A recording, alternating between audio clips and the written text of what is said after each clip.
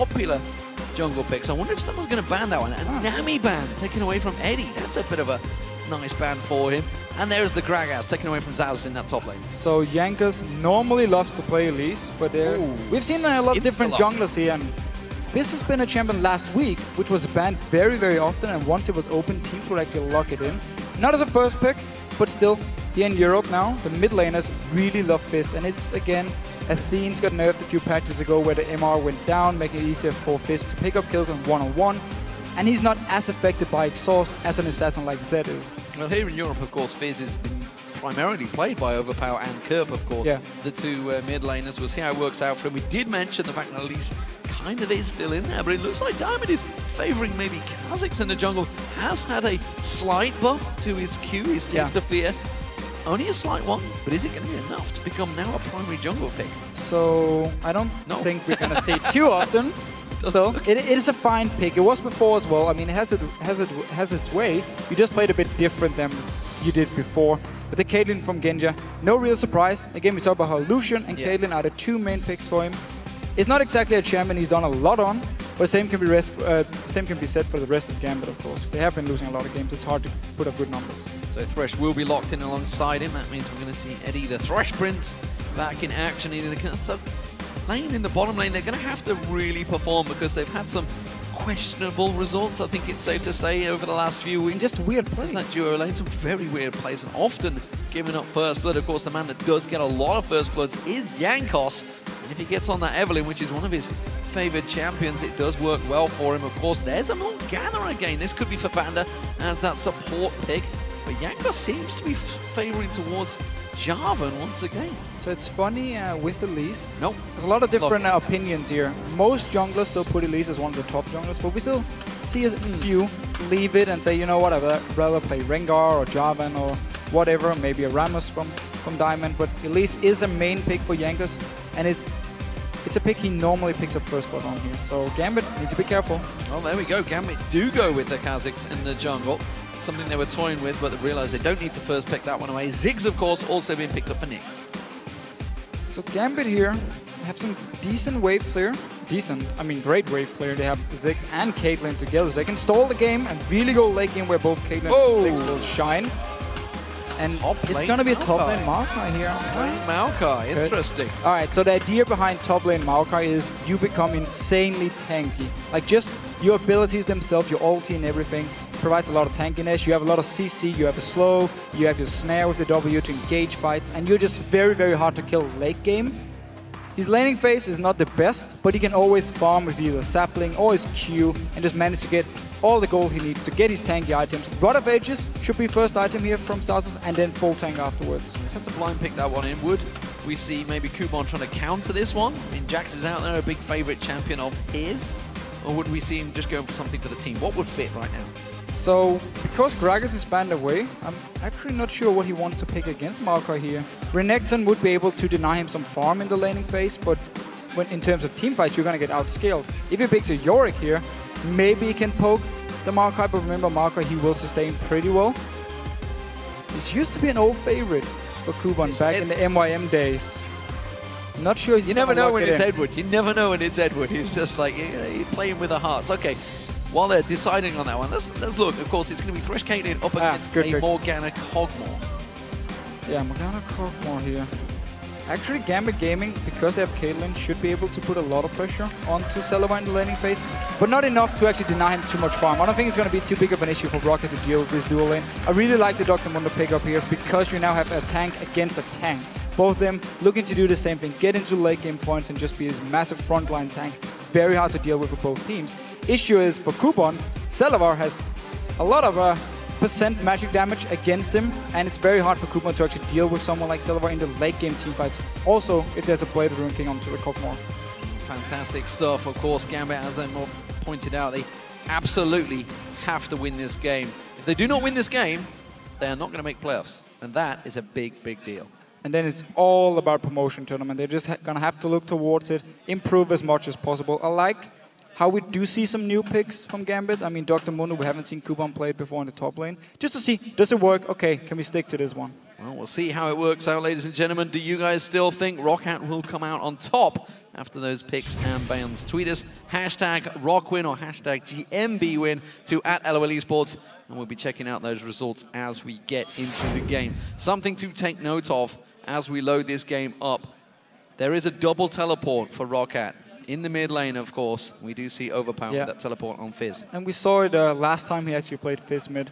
Takes a teleport. Early on, he used it just to farm in lane, go back to base once he takes too much damage, return to the laning phase. But then once he gets an item or two, once he gets some damage, he will start split pushing with this teleport here and kill you one-on-one, and then join into with the rest of the team. And Maokai as well, teleport ganks, very scary. If he goes down to this bottom lane, instant snare on to someone like Edward or Genja, Roccat should be able to pick up a kill and a dragon. So here we go, ladies and gentlemen. Game 1 of Week 10 about to get underway. We're almost there. The playoffs are looming over every single one of these teams, and results now seem more important than ever. Of course, all season long they're important. It all leads to this one point, and it's been Gambit that have been struggling with Roccat with those 3 wins over them already this split. Can they make it a clean sweep? Can they go 4-0?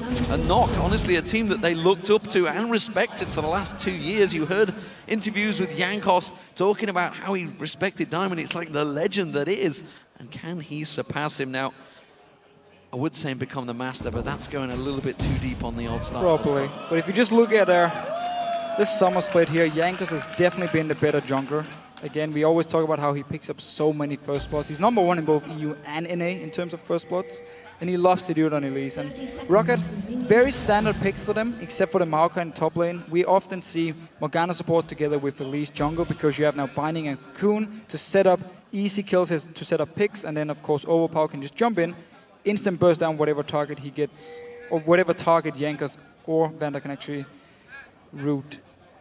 Well, at the moment, it looks like it's going to be a standard start. We can see potential buddy system maybe, but it does seem we're going to have a 2v2 in this bottom lane. It's kind of been similar since 4.11, honestly, since those small tweaks and changes. We don't tend to see too many 2v1s anymore. VandeR comes in, gets a face full of damage from Genja as soon as he walks into that bush. For once, Eddie was not up front. No, normally he's the guy walking in at level 1, looking to fight here, but at least now both teams know where the dual lane is, and we're going to get standard lanes. Up in this top lane, I don't think we're going to see too much action between a Dr. Mundo and a Maokai. I want to talk about the support items, because we are seeing Eddie beginning with a Doran Shield instead of a GP5 item. Normally we do see Relic Shield from a Thresh here, but Doran Shield, so really putting a lot of focus on combat stats from the start, and will probably look to be very aggressive against VandeR and Celaver. We do see it already. He's just walking straight in, looking to fight against them. And of course, it will give him the regen, so he can just step away, and he's making sure he can keep those basic attacks down. Maybe there's something they've worked out here, something with that aggressive style that Edward always used to have. I distinctly remember having conversations with Crepo way back in 2013 about Edward and his Doran Shield, something he was very, very vocal about. It will sacrifice a little bit of sustain for Genja, because he doesn't have the Relic Shield, Edward, to just give 50 HP over to Genja if he takes some poke. But because he's Caitlyn, he will stay far back and should be fine by himself, trading against Celaver. And Gambit already pushing down his bottom lane very aggressively, constantly looking to just poke between Edward and VandeR. And Diamond, of course, taking his blue buff, just looking to start farming away. So nothing really happened yet. Standard lanes. This mid lane, however, is going to be very interesting to see how much Overpow can actually do against a Ziggs in lane. Both junglers potentially making their way in. Nick's being cautious. Of course, you see Diamond nearby. Jankos is just off the race. It doesn't look like he wants to get involved, though. And it is Nick just being very cautious indeed. Overpow's going to play this one passive, I feel, in the mid lane to begin with, until he starts feeling he's getting that damage, and then it's just going to pile on Nick. That flash is going to be so vital for that Ziggs. He played the teleport Fizz against SK Gaming, where it was Freddy who played Yorick, and they started split pushing against each other after the laning phase. Freddy actually won the first fight, but then Overpow went back, brought a Void Staff and just killed him and took full control of the map. So Roccat is looking to do the same here, just wait for both Xaxus and Overpow to pick up items. They don't really need to force anything here in this early mid game. They can just get farm, get the key items, and then look to actually impact the map. So we see our first back. It was down in the bottom lane, actually. Genja went to buy and get himself that second Doran's Blade. We'll keep our eye on that one at the moment. I want to talk about this top lane on your screens right now. Xaxus up against Kubon. Maokai versus Mundo, as you mentioned at the start, tank versus tank, and Jankos looking to try and create an advantage for Roccat. So Kubon is staying very, very far back. He is farming with his Cleaver. Jankos will actually go in.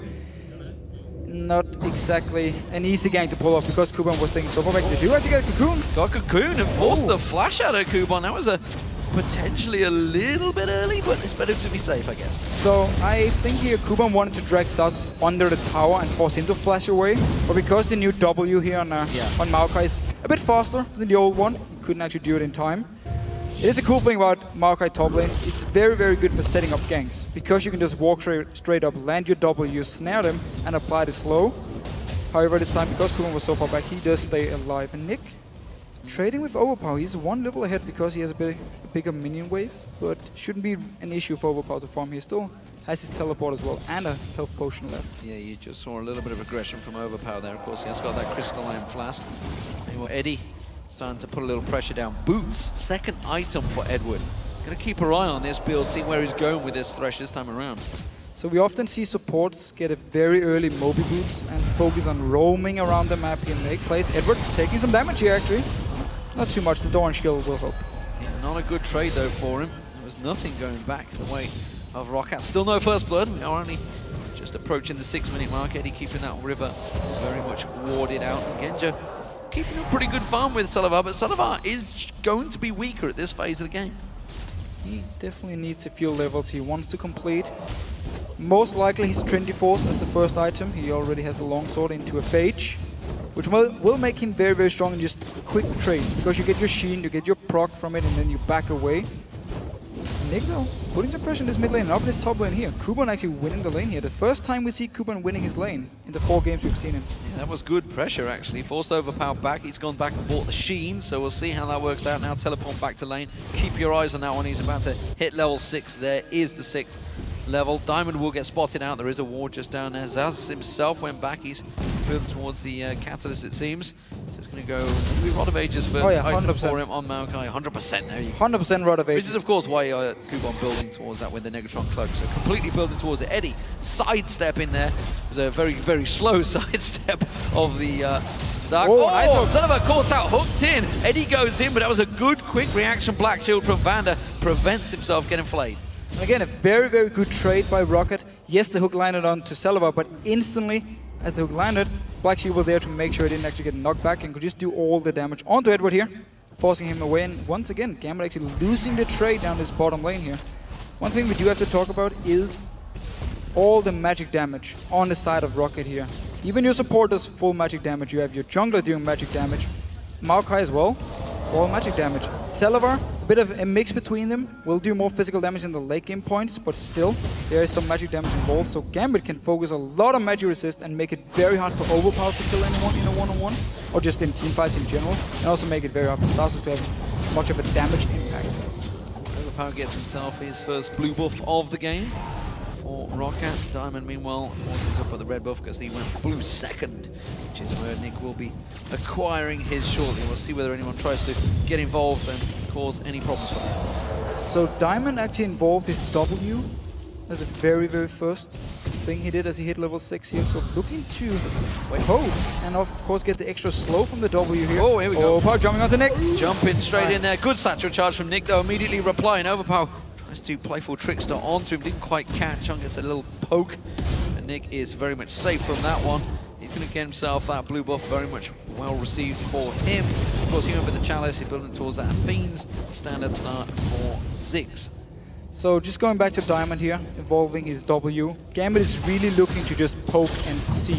You have Ziggs poke, you now have Diamond with his W, hitting multiple members. You have Genja and Caitlyn, of course. There's so much poke and range now from Gambit. They can basically look to group as a team, go down towards the tower. If Roccat wants to engage, you just instantly disengage from Gambit here. Caitlyn can jump away. She has a slow. You have the slow from Ziggs. You have slow from Cleavers from Kubon. Again, now also the slow from Diamond. Everyone from Gambit here can slow down Roccat and make sure to disengage and then go back to the tower and just keep poking again and again and again. Jankos going to get spotted out. That ward went down.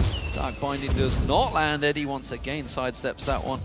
And that's going to be another failed attempt from Jankos. He's going to have to go back to the drawing board. As you mentioned, most first bloods for junglers.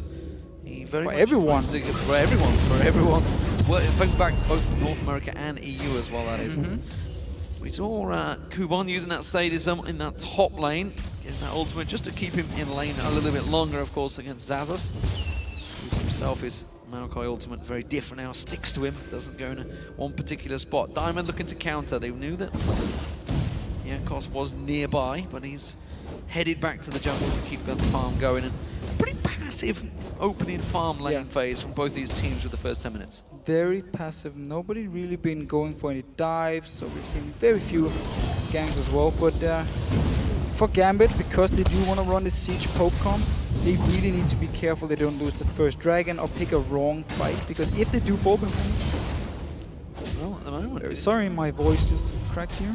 That's okay. That's why I'm... yeah, so if Gambit falls behind, Roccat can always engage onto them or try, and therefore force them away from towers and make sure they can never group as a team. Because how do you stop a siege comp? You make sure they never group up. You force them out in different lanes. You just beat them 1-on-1, 2-on-2, and don't let them get in as a team. So if Gambit does fall behind, it could really smell trouble, especially because they have nobody who can actually kill Overpow. Genja just using that ace in the hole to try and burn down some of the health of Roccat. Obviously not going to create any advantages with that. So at the moment it is all about lane farm, lane-wise. Still pretty even towards them. Dragon could well be an objective that these teams start thinking about now. You can see that pink ward's being pressured and immediately Gambit move in to defend it. Quickly reacted to this one. Jankos needs to be careful. That pink ward was cleared and taken down. Overpow, look at this, just waiting off at the side there. I think he realizes both nearby. Nick's going to face check straight in towards him. He's going to eat a shark. It's a giant earth this time around, of course. And he will do nothing. And Overpow didn't want to follow. He knew Diamond was nearby. So just got the flash out of Nick. Well, good enough for him. Needs to be careful here, though. Slow landing from Diamond as well. They're going for it. Good satchel charge. Flashes from both of them. Overpow taking low on this one. Playful tricks are not available. And Nick just burns him down with the bomb. So Overpow, he used his ult here. Nick didn't want to follow because he knew Diamond was nearby. And instantly as he comes back to the lane, he jumps Nick and doesn't expect Diamond to stay around. Silly, silly play, Mr. Overpow. Giving up first blood now. Perfect for Gambit over to Nick. The guy who's really been playing well for them. We talked about the evolved W there. I can never remember the damn name of it. The evolved W, nevertheless, is obviously what slowed him down there. So Rockat's still favourites despite the good start here from Gambit. It is only 11 minutes gone and now he's in trouble. Teleport comes down. Xaxus is going to go towards him. Edward will go down. It's Overpow. Tell a lie. Teleports in and gets himself a free kill. And instantly Roccat now moving towards the Dragon. We talked about how Xaxus could do it. He could TP to this bottom lane, get a kill and go Dragon. When you have two TPs, it doesn't really matter who does it. Very nice setup here by VandeR. Dragon for Roccat, getting the goal lead, despite Overpow dying in this mid lane before. Oh, this is something, of course, Gambit have had a problem with over the last few weeks. Now Nick again getting pounced on by Overpow. This time around, satchel charges away to great success. But we want to talk about that Dragon stats because Gambit have just been suffering from that one. And it's something they used to be known for. They used to dominate that Dragon. They used to actually be the #1 team in Europe at getting Dragons early in the season here. But it's just not been working. Last week where they played Fnatic and Alliance, they didn't pick up a single Dragon. They only picked up one tower as well, so there was no objective goal, no global goal for Gambit as a team, and it means everyone simply suffers for it. And it's been too easy for the other teams to set up one kill, get the Dragon, and then just go back to lanes and just wait for Gambit to do something, and then Gambit will just stay and farm in the laning phase, wait for the next Dragon, and if they end up losing the next one as well, they simply fall too far behind and won't be able to do anything. Last week we talked about how Gambit, on average, at 20 minutes, since they made roster changes, has been behind 5,400 gold. This game around here, 13 minutes in, they are behind, but not exactly 5,000 yet. But could go that way. At the moment, it's only 1,500. Diamond will get a ward and cover out. Overpow taking away those wraiths. Thought about having a peek towards that pink ward, but that's Overpow doing a successful defense. Diamond roaming, cleans himself. Pink one, of course, it's a small victory for Gambit when they've already lost that Dragon, but it's enough to set the crowd alight. So let's have a peek across the items because Jankos actually has gone for double Ruby Crystal. Double Ruby Crystal. So want some early combat stats here. Want some tankiness. We often see different ideas with new Elise. Haunting Guys is an item we see a few times. There we go. Well, you say here we go. Nothing really happened, but at least they used the ultis, they hit each other in the face and just backed away. mentioned many times in the past, two fat lads from Grimsby fighting it out, and that's exactly what's going on in that top lane. They are not going to kill each other. It would take a very, very, very long fight for Xaxus and Kubon to take each other down. Yeah. Nice thing for Kubon, however, when you're against double AP or 5 AP or 4.5 AP, you can get a Spirit Visage early on Dr. Mundo. Basically your key item. Makes your ult even better. Good enough start for Kubon up here, been farming really well, and we all know how annoying a Dr. Mundo can be in this late game points. Tower pressure here from Roccat, but that's going to be the Mega Inferno Bomb. It landed actually on Celaver and Jankos. They didn't follow up on this one because nobody managed to get hooked in there. We did have Diamond nearby, but he will back away, but nevertheless, Tower was successfully held. Everyone's simply returning just to farm. Roccat did put some pressure on this bottom lane. Very good ult to make him play down. They actually, Jankos stays in this bottom lane, so they want to take this tower here and push Gambit even further up and then possibly go mid lane with someone like Celaver to try and take the next tower. It's going to be hard though against Nick and all his wave play. Well, and Diamond, more importantly, of course. He's got the, you mentioned the Void Spikes evolved. Yeah, they're going to wipe out this wave very quickly. Genja again, of course, just cleaning up, getting all those last hits. He's keeping him just slightly ahead of Celaver, but Jankos is not backing away from this fight. Simply staying, and it means at least Xaxus and Overpow, they know where Diamond is because he constantly walks down to this bottom lane to wave clear. So there's no pressure on the solo lanes at the moment for both teams because Jankos as well is in his bottom lane. Will be a tower now for Roccat. So let's see if they want to send Celaver mid lane afterwards with Jankos and start. Well, if you took a note of the mini-map there, you can see Diamond, of course, he'd snuck away to get the wall, so maybe a little bit too greedy there. Wasn't expecting Jankos to try and stick around for, I think, 3 or 4 waves, which he finally got that tower down. Nonetheless, it is a tower, and Roccat have themselves now a 2,000 gold lead. Speaking of gold lead, Kubon in that top lane has started to dominate. He's got 20 CS advantage over Xaxus, who's had to go back again, but of course he's going to be slightly delayed on his power spike, if you can call it that, for Maokai with the Rod of Ages. And we do see, of course, now Celaver, along with Jankos, actually heading towards that top lane.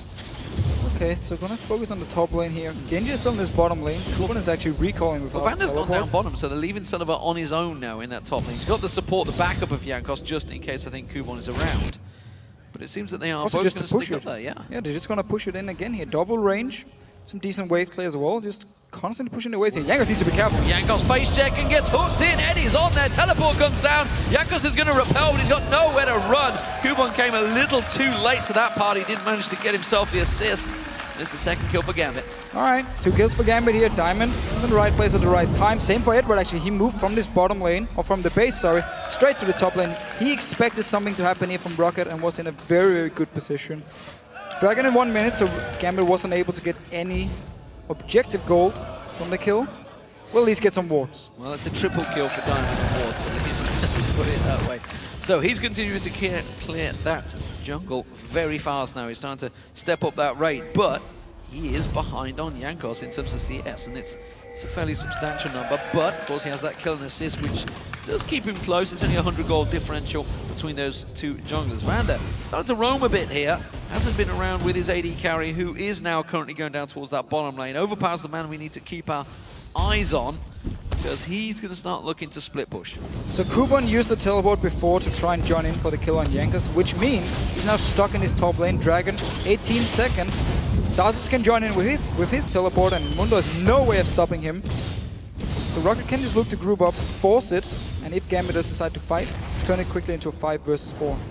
Yeah, I think they're going to move down, clear out this wave, and head straight on down there. Celaver's already moving into position. Kubon is heading down, so Gambit have the timer on this one this time around. Eddie gets himself in position. It's a dangerous position to be in, though, but he does get the ward clearance, importantly, on that bush. 5 members of Gambit down here, and of course, he does leave that top lane exposed. Xaxus takes down the turret and can teleport and join in. He's going to shove the wave on towards that top tower, and then join the party down here. So it was a very smart move by Roccat. First to send Celaver top, but as soon as the teleport from Kubon was used, they took Celaver and moved him down towards the dragon and put Xaxus with his teleport up in his top lane to stand one-on-one. Gambit, they are starting the dragon here. TB coming in, Xaxus very far behind, however. It's a fast dragon, and Diamond manages to outsmite Jankos there, who both win in. It's a fight between the two. Pops his stealth, gets himself a little bit of stealth cover. Xaxus moves in. Mega Inferno Bomb goes in towards there. Nice Diamond. Pulls Xaxus into his team. I'm not sure they wanted that with his ultimate running. And Gambit are on the retreat here. But Roccat are very, very low. Eddie gets caught out. He will go down. It's still only a 1-for-0. Remember, Gambit got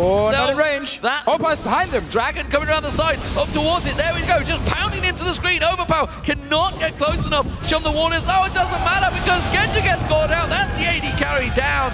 And it's a 2-for-0. Can they take the tower? It is such a strong combo when you have Elise and Morgana. Again, land Cocoon, land the Binding, the next follow, and you just lock down targets for the rest of Roccat to kill them so easily here. Bit of a messy team fight at first. Xaxus joining with his teleport way behind the rest of Roccat, but still managed to get in range of Diamond. And Diamond actually jumped while Xaxus was onto him, pulled him into the rest of the team. And Roccat could just start chasing here. Was a Dragon, however, to Gambit, so they get some gold from it.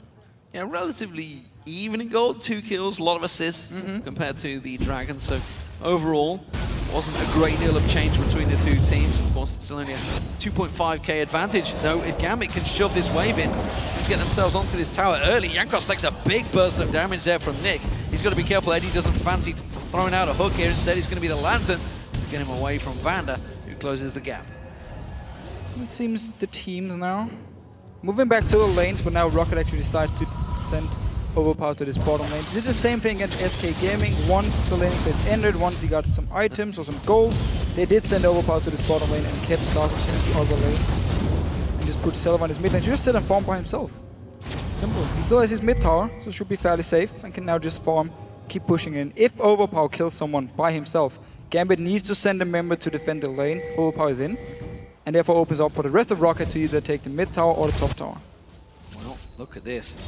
Grouping around Overpow. Ace in a hole will land. Eddie and Diamond stealths in around the side. Oh, he doesn't land the slow. Tries to jump on towards him. Jump the waters. Lands on Diamond. And Overpow, I think he's got away from this one quite clean.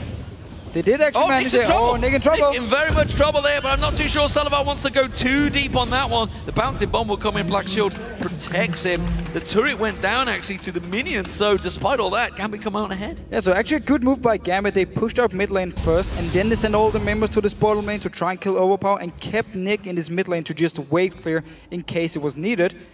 So while they didn't get a kill, at least they forced a summon out of Overpow, and did actually get mid tower, because Roccat were just looking to help Overpow, moved every single member to him instead of wave clearing the mid lane. Well, Diamond still continuing to try and find a game. Neither of these junglers have been overly successful. Good warning, honestly, from both these teams, spotting out the trouble early on. Kubon tries to shove that wave in, but Xaxus will successfully defend that turret. A little bouncing bomb thrown to Overpow. This mid lane turret may well be the next focus, but Nick will not have too many problems clearing that wave. He gets the pouncing help of Diamond as well. And every single time Roccat push up this mid lane, Diamond will jump over the wall from Wraith and just use his W, try and wave clear with Nick here, and force Roccat away. They did, however, get some damage on the tower. So just 1 or 2 more pushes, and they should be able to take it down, unless Nick wants to use his ult. With all this wave clearing going on, of course, Nick has built himself up a healthy CS lead as well as a gold lead. He's 1,000 gold ahead right now. There's the Mega Inferno Bomb. That's going to wipe out the wave and give a big chunk of damage onto Celaver there. Black Shield does, Dark Binding, sorry, does not land on Eddie. We did see, however, Celaver, he knew the minion wave was going to die, but he stayed just to get the Sheen proc from his Trinity Force onto the tower, and then he could back away. So another good thing about Trinity Force as the first item, if you do want to push early towers. And we did see all the focus on this bot lane by Jankos earlier to take down the tower, open up the map for Roccat to then send Celaver in a different lane and just start poking down these towers here. Yes, Nick can wave clear it, but just one hit every single time with your Sheen proc and the tower will go down. Slow, but will go down. So right now it's all about who can put the most pressure on the map. Dragon up in 1.5 minutes, that will certainly be a pressure point. Top lane has been shoved a little bit here. Diamond goes in there, that's going to force Xaxus to try and counteract that one. We'll see whether Gambit do try and create something.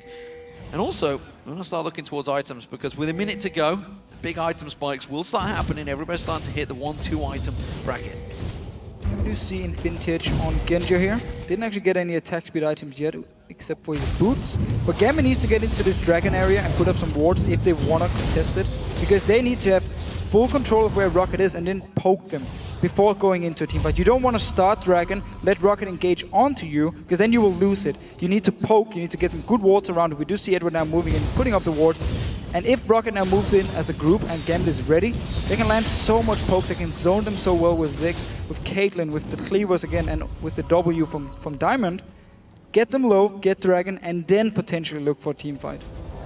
Bunch of Sunfire Capes being picked up by, of course, Xaxus and Kubon. They're going to be definitely the big tanks in this one. There is an interesting scrying warp. Celaver getting positional advantage, and Roccat actually the ones that have actually got themselves in the river, but they backed out. So Gambit, they moved in, they put up a lot of wards, and just moved away. Just didn't defend them, yeah. Didn't defend them at all. So Roccat now moved in, cleared the important ones, and can now stay around this Dragon. And we didn't see any poke from Gambit. We didn't see anyone trying to stop them, except for Diamond staying around. And just wasn't enough. They didn't get any poke now. First cleaver from Kubon, they need a lot more.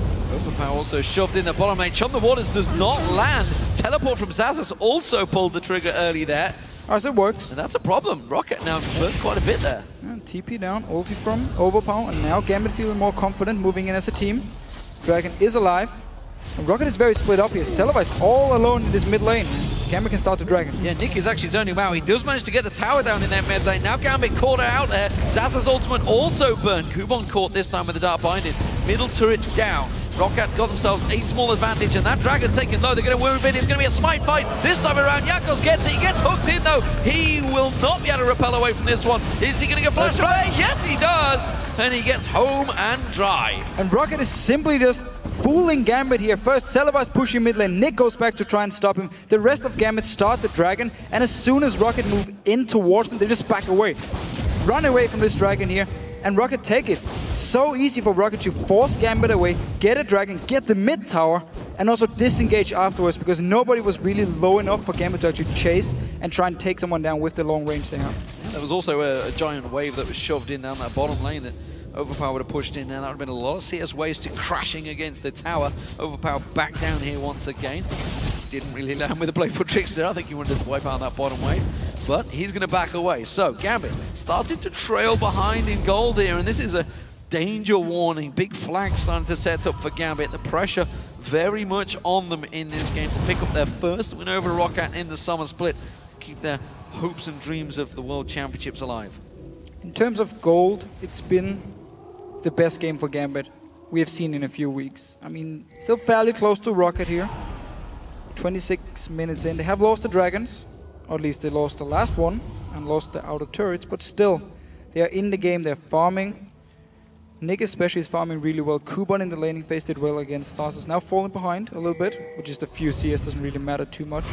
And Genja as well, I mean, they're keeping even with Celaver, so it's the first game in a few weeks where Gambit has actually been doing well in the laning phase, getting all the farm they needed. They just need to play better around the map, because it's been too easy for Roccat to get objectives, get outer turrets. Gambit now looking to focus towards this Baron area. There's a wall placement from Roccat in around there, so they have managed to clear it out. A lot of pinks actually on the map coming out from Roccat, which will get cleared. Diamond is in there. He's got to be careful he doesn't get caught with that Dark Binding, and they start the Baron off. VandeR gets a few cheeky hits on Diamond there. Took a fair bit more than he planned. Not too sure that Black Shield's going to stop any of the ace in the hole.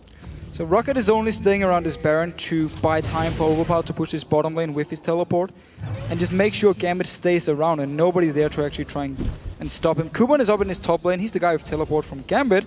He needs to go down to this bottom lane, start trying to deal with Overpow. He won't be able to kill him, but at least he can try and stay on the tower and get some minions. Nick could be forced to use his ulti here. Yeah, this massive wave. I think Mega Inferno Bomb may well be thrown down. No, looks like he's just going to move on down and cover it himself. Well, almost giving up on it. That's because there's pressure around the Baron from Jankos. Now, Kubon did actually recall, so he will go down to this bottom lane and try and stop Overpow from taking the tower. And Overpow didn't get a Void Staff yet.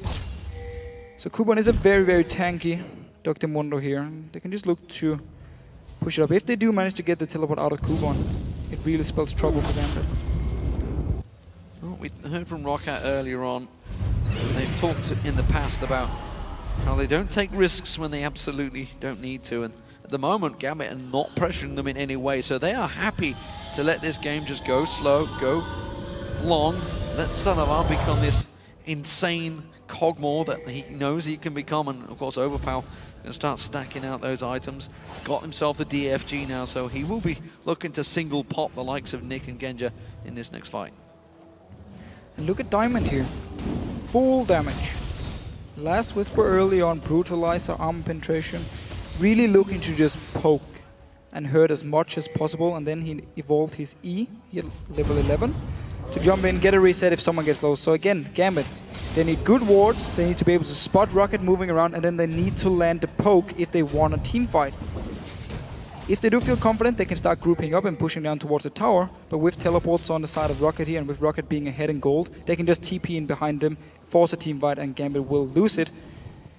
So now they're in a tricky situation. They're basically just farming, waiting for a moment where they can get some poke onto Roccat and then potentially get a tower or maybe a Baron if they do manage to pick up a few kills. The problem is Gambit are playing passive. They are. They're not shoving towers. You know, they've got this great wave clear, which is great for defending, but you just saw Kubon. He just shoved that bottom wave down, immediately backs out. Overpow saying, thank you very much, I'll get myself a massive wave engulf and shove straight down there. Meanwhile, in the top lane, Genja again done the same. Xaxus immediately reacts, goes in there, teleports, didn't even use the teleport, sorry. And they're sitting on these two teleports. They can control Gambit, and that is exactly what they're doing right now. Yep. Gambit are just simply having to react to everything that Roccat did. Again, we said earlier, Gambit, they can't afford to fall behind because then they suddenly can't group up as a team and just push down a tower because Roccat can always engage onto them and win the team fights. So Gambit is now basically forced to just sit and farm, try and get some key items onto Genja, onto Nick. When you have so much wave clear, you can extend the game and make sure we go to 40-50 minutes, pick up 5-6 items on all your members, except for the poor supports. And then look for these late game team fights, where again, with the lineup Gambit has, they do have a lot of late game potential here.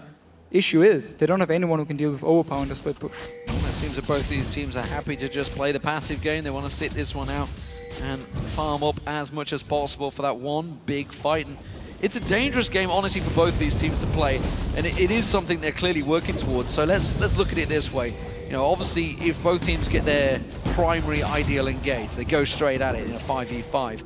Who is likely to come out on top? Say, is it going to be down to, say, that big Mega Inferno Bomb hitting the right key targets? So Gambit doesn't even want to engage. They just want to kite. They want Roccat to engage onto them and then just kite backwards, keep hitting the poke, because they don't really have any engagement in the lineup unless Edward lands a hook and starts the fight. Otherwise, they're just looking to kite backwards. Diamond here. Oh, Fish coming in from Overpow. Oh, Chum the Waters will land this time around. Diamond in trouble. The lantern gets thrown out. He stealths away. Oh, Xaxus pulled in, goes in, gets himself the kill. He may pay the price with his own life, but he's a massive tanky monster, and he's keeping us alive. He's locking onto Nick. Nick's in trouble. He's going to get locked down. Tries to jump away. Will get caught out. Now Genja's going to be focused on, can he take the lantern? Yes. No. Just about. Celaver net back and forth. But that is Gambit absolutely out of the picture for this one. It's not going to be the Dragon focus. They're moving to Baron. And Xaxus here with his W just followed Diamond through the entire map, and he's so tanky already. The two members recoil, they both have teleports, so they can just join in for this Baron here. Genja's back in base. This should be an easy Baron for Roccat. There's one teleport. Kubon's going to find him. It's Overpow. He can just flip and flop straight over towards the Baron, and this one will go down. We see Nick very low on hit points. He's got Mega Inferno Bomb. Can he go for the steal? Kubon's going to throw something out. No! Nick caught out. He goes down. Overpow gets the kill. Chum the Waters catches onto Kubon. He's the big tanky machine, but is he strong enough? He's got that sadism running. He can see it's taking everything from Roccat to try and shut him down. Baron was taken in amongst all of that as well, and Roccat continued to turn the pressure on, and Gambit are in real danger now. Oh, Xaxus being hooked. Nope. Edward doesn't really want to play with him. And we just see here why Maokai top lane, as long as you get the farm you need in the early game, becomes so strong in these team fights. He followed in, he was in between 4 members of Gambit, he just tanked everything, kept going, got the kill onto Diamond, moved on to next. We're just going to see it again. Everything invested onto Diamond, but because he's stealth, Overpow can't actually jump him after DFG. Xaxus, however, he's like, I'm Superman, I'm just going to follow you. Jump as well, gets the kill, stays in between all the members of Gambit here, taking a lot of damage, but not enough. And then next snare comes in, easy binding from Jankos. Binding, or easy cocoon, of course, from Jankos. Chase up here, binding on to Genja now. Another snare from Xaxus. You just have chain CC constantly from this lineup. So annoying to play against. They absolutely locked up Gambit there, and it's working well for them. So, get themselves a Dragon. They did get Baron in there. My eyes didn't deceive me.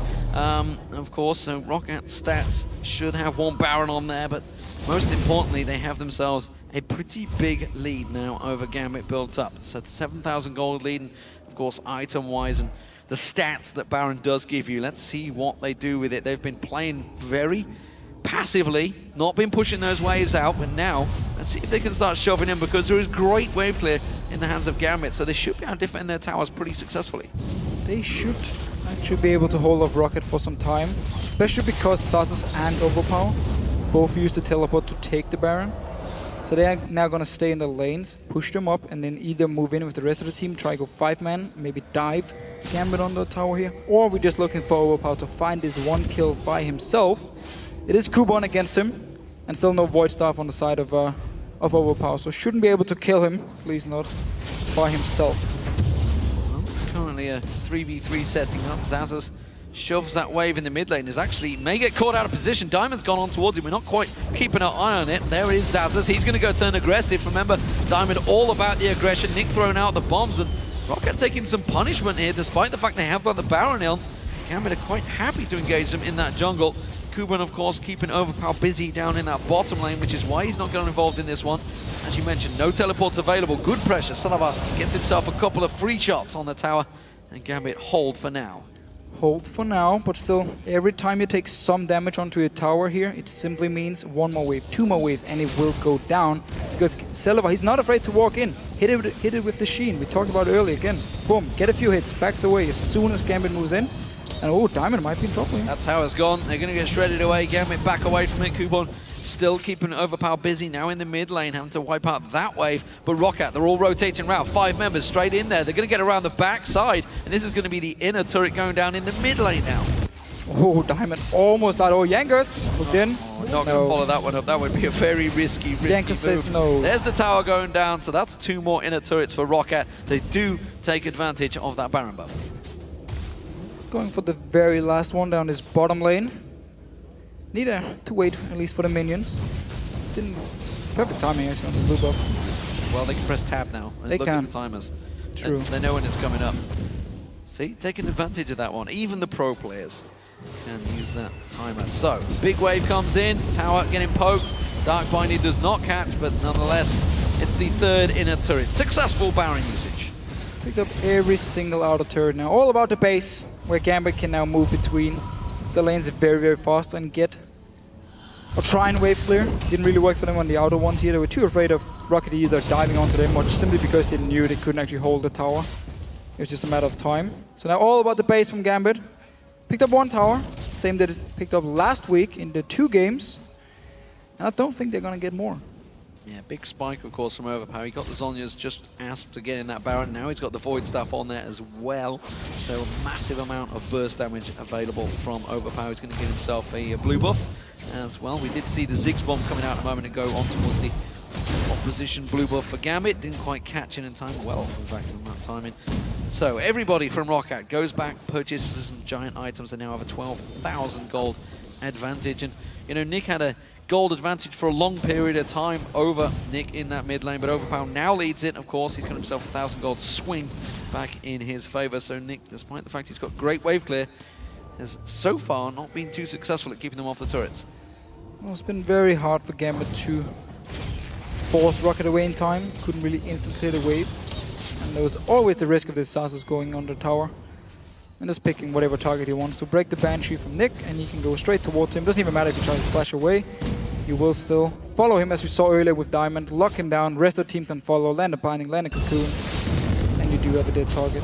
The poke from Diamond here, the idea, Already in a siege comp. Oh, that's the flash. Forced away here, but again, the poke from Diamond, it doesn't really do any damage on the Roccat. Yeah, when the bouncing bombs miss, it's not going to wave clear too well either. Genja caught out Dark Binding. They don't choose to follow this one up. Well, it's only a matter of time. Meanwhile, down the bottom lane, Kubon is having to do a jostle, and Kubon in trouble here. Overpow does go in. DFG was used. Remember, Zhonya's Hourglass available for Overpow if he needs it. Kubon is going to successfully defend. Sadism there. Oh, got away. Thought about going back in on that one, but Kubon holds on for now. But that was just about everything, and the kitchen sink thrown at him. And Void Staff was completed by Overpow, so he went aggressive, going in again. Playful trips away. Again, Tower not able to hit him. Keeps landing that urgent strike on him. Moment though, Roccat are going to back away. So 40-second timers on the Baron, 15 seconds on the Dragon. Of course, that is now probably Rockat's objectives. They have full control of this map. Not a lot of wards out there because, frankly, they don't need them because they can see where Gambit are. They are all shoved in the base. Still, didn't actually manage to take down a tower, even though they've been staying in this top lane for some time. Now basically waiting for objectives, hoping Gambit will move out of the base, go towards the Baron to try and steal it or stop Roccat from doing it, and then Roccat can engage onto them, force the team fight, and hopefully for Roccat, win the game. We do see Overpow down his bottom lane again. Gonna push it up, wait for someone like Kubon to show himself, try and one-on-one him, and then if he does kill him or gets him very low, he can then TP in to the Baron here. And Gambit did actually move out of the base. They want to stay around here and try and stop Roccat from doing a Baron. Pressure very much on Gambit here. They tried to shove out the lanes. They are leaving Overpow very much exposed in that bottom lane. If he gets on that tower, he will do a heck of a lot of damage, but they can't run the risk of losing another Baron to Roccat, which is why they're sticking around in this mid lane, trying to keep Roccat active and on their toes. But with those double teleports, the split push is really causing a serious problem. Kubon again, the only one that goes down to deal with it. Yeah, it's not going to work out for him. VandeR takes a good bit of poke, not a lot. It's in a hole, blocked off by a gigantic tank of Xaxus. So Roccat were just waiting for VandeR to bring the pink ward, clear everything. Gambit actually puts down and just waiting around here again. Overpow still in his bottom lane, and we are waiting for a move. So Gambit, what are they going to do? How are they going to get themselves out of this horrific situation of potentially being out of playoffs? It means we won't see a Gambit at Worlds.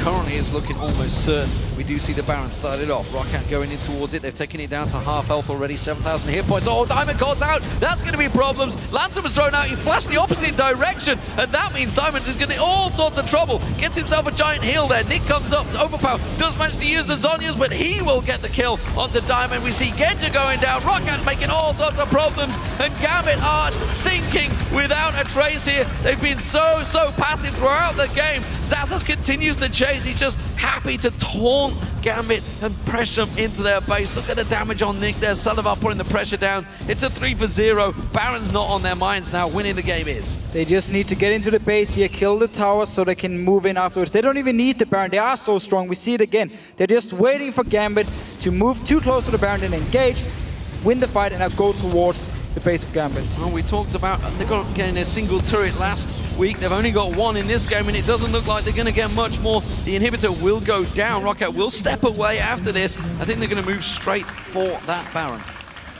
So they at least open up the base now. Got super minions in this mid lane. Can then focus on doing the same thing they actually did for the last 10 minutes before they went to the Baron. 4 members in top lane, Overpow in his bottom lane. Going on to Diamond. Again, the stealth. Makes it very hard for Xaxus to actually get onto him. And Overpow on his back here going towards Genja. He missed the ult, hit onto Edward. Didn't manage to kill Genja instantly, but the rest of Roccat is there to take him down. And there's no damage on the side of Gambit. It's all about poking first. As long as Roccat can always engage, nothing Gambit can do in these fights. Bouncing bomb's not quite enough to take away that Baron. No messing with the smite there from Jankos. Secures that one, the second Baron of the game for Roccat. On those 3 out of 4 dragons, so big gold advantage for Roccat. Base, as you mentioned, opened up for Gambit now. Wave clear no longer really going to be enough. They have to start trying to create a play here. They have to do something desperate, I feel, is required for Gambit.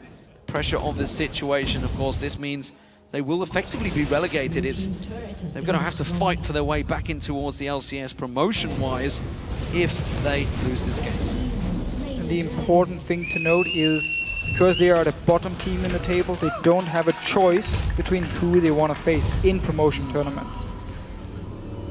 So they could end up with what looks like H2K at the moment, but it's very hard to say. We of course have the Challenger Finals coming very soon, where we can actually see who the best Challenger team is and who potentially will face Gambit in the promotion tournament. Yeah, long way to go for that, of course, all to happen. That will be happening over the next couple of weeks. Long way to go, but right now Roccat continuing. Edward just gets melted by Jankos. That's the jungler just destroying him. Nick gets taken down. Sonya's Hourglass, not enough. Overpow pops his own. Kubon gets dropped in a matter of seconds. And Roccat completely cleaning up here against Gambit. This is not a problem for them. It looks like they're going to be taking a 4-0 victory over Gambit, something that honestly, if you'd have told them back in the spring when they qualified for the LCS, they would have thought it was impossible. But it seems that Gambit will be going out of the LCS. They will not make it to the playoffs, and Roccat will indeed look to try and secure that 6th spot. It's a great victory for them, but it's a terrible, terrible loss for Gambit. Very safe game again by ROC G, not taking any chances. They knew they were just waiting for Overpow to get some items, so he became strong in the one-on-ones and just played the laning phase really well, got the first dragon, returned to the lanes, kept just farming, getting the outer turrets away, extended the goal lead, and safe play by Roccat, and didn't actually feel like they had to do something special to win. No pressure at all, honestly. 11-2 the end scoreline for the kills. And gigantic advantage. They did get themselves a 2nd turret, so they've got 2 turrets. Oh, okay. That's a good count for them. But Gambit, it's a long way from the old Empire, Moscow Fire that we used to see going so aggressive. See hero, kill hero. Now it's see hero, run away from hero, and it's a big problem, honestly. It is. And it's something, you know, me myself as seeing a strong, aggressive Gambit of the past, it's something I don't like to see. You know, this was a team that was great to commentate because they were always so openly aggressive and in your face, and right now they've just sat so passively for the entire split, and it's very much a change in contrast, whether the meta just simply hasn't suited their team, nobody's just maybe moved to it. And, you know, it's our question of the day, talking about what team has changed, what player, what team has reacted best to the patch change tiers. Gambit absolutely is not one of them. Definitely not. And it's just been downhill for Gambit.